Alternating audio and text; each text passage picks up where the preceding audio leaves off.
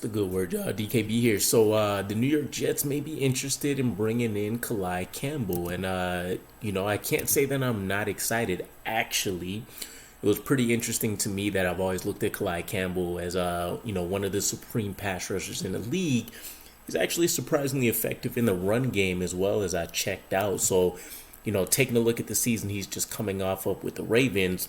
We won't even mention the 6 Pro Bowls and the previous first team All Pro selection he's had. But, at age 36, 5.5 sacks, 14 quarterback hits, and he ranked 23rd among interior defensive linemen with 34 total pressures on the season.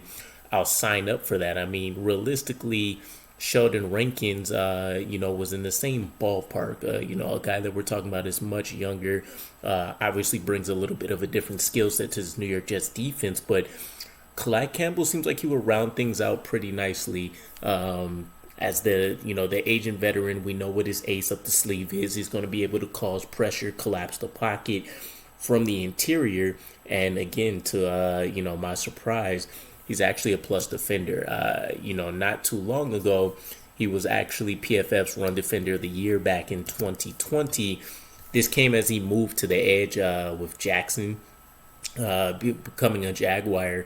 But still, he's been effective at both areas, edge and the interior, as a 3 technique. And so, I don't know, it kind of reminds me a bit of a John Franklin Myers on our roster. Obviously, a much more proven and lengthy career and statistics that he's been able to put up. But I can imagine the matchup nightmares with you being able to swap in and swap out Calais Campbell, John Franklin Myers, keeping guys like Bryce Huff on the edge, Jermaine Johnson, Michael Clemens is working on that interior-exterior versatility.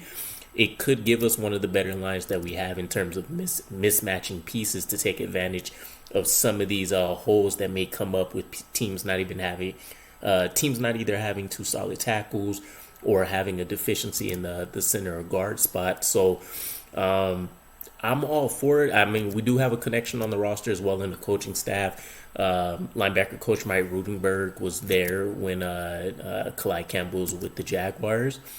But the only concern I have is he is a little bit prone to missed tackles.